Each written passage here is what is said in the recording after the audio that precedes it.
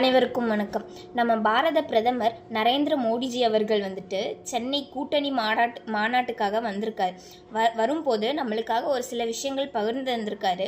Double இன்ஜினா நம்ம நாடு செயல்படும், நம்ம பாரதிய ஜனதா கட்சி ஆட்சிக்கு வந்துச்சுன்னா அப்படின்னு சொல்லியிருந்திருக்காங்க.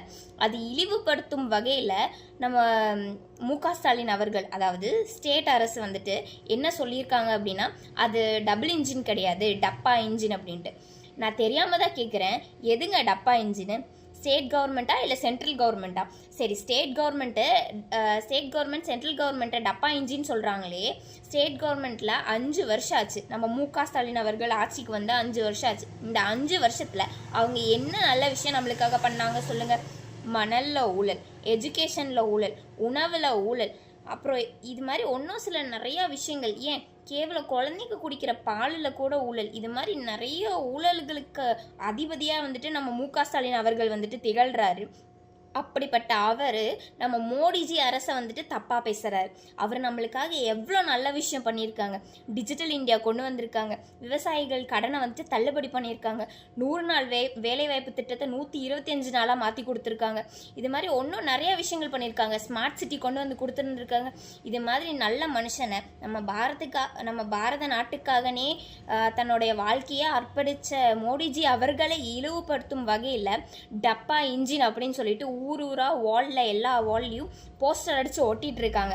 அதை ஏன் இப்படி பண்ணுறீங்கன்னு சொல்லிட்டு வேலூர் இப்ராஹிம் அவர்கள் சில ஆட்களோட கம்ப்ளைண்ட் கொடுக்கறதுக்கு போது நடு ரோட்டில் வச்சு வலுக்கட்டாயமாக என்ன ரீசனு கூட சொல்லாமல் கம்ப்ளைண்ட் கொடுக்கக்கூடாது அப்படின்ற ஒரு காரணத்துக்காக வலுக்கட்டாயமாக அவங்கள அரெஸ்ட் பண்ணி கூட்டிகிட்டு போயிருக்காங்க.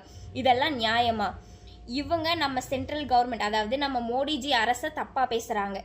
நம்ம மோடிஜி அரசு தப்பாக பேசுகிறாங்களே, ஏன் ஸ்டேட் கவர்மெண்ட்டே மு.க. ஸ்டாலின் அவர்களுக்கு கீழே தான் இருக்குது. ஏன் அவர் நினச்சா ப்ராப்பரான டீமை வச்சு ஒரு கரெக்டான பிளான் போட்டு நம்ம மெட்ரோ ட்ரெயின் வராமல் இருக்கே, அதுக்கான ஒரு வழியை பார்க்கலாம்ல?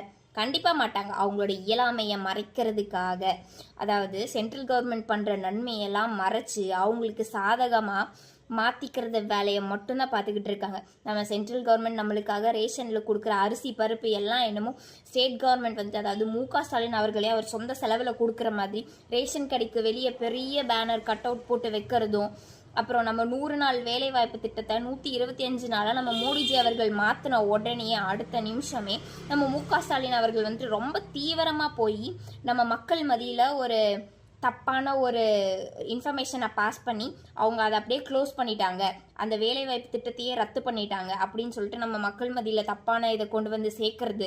இது மட்டுமா, நவோதயா பள்ளியை நம்ம மோடிஜி அரசு நம்மளுக்காக கொடுத்ததை நம்ம எஸ்சி, எஸ்டி, எம்பிசி, பிசி அது மாதிரி நிறையா கேஸ்ட்டு சேர்ந்தவங்க எல்லாருமே ஒன்றா படிக்கலாம் அப்படின்னு சொல்லிட்டு இல்லாத குழந்தைங்களுக்கு போய் எல்லா கல்வியும் தரமான வகையில் சேரணுன்ற ஒரு நோக்கத்தில் கொண்டு வந்த அதை எஸ்சி, எஸ்டிக்கு அங்கே சீட்டு கிடையாது அப்படின்னு சொல்லிட்டு மு.க. ஸ்டாலின் அவர்கள் தப்பான ஒரு இன்ஃபர்மேஷனை மக்கள் மத்தியில் கொண்டு போய் சேர்த்திக்கிட்டு இருக்காரு. இந்த விஷயம்லாம் பண்ணுறீங்களே, அந்த நேரத்தை கொஞ்சம் ஒதுக்கி நம்ம மெட்ரோ ட்ரெயின் வர்றதுக்கான ஒரு ப்ராப்பரான பிளான் போட்டு கொடுத்துருந்தா நம்ம கோயம்புத்தூருக்கு ப்ராப்பரான ஒரு மெட்ரோ ட்ரெயின் வந்திருக்குமே.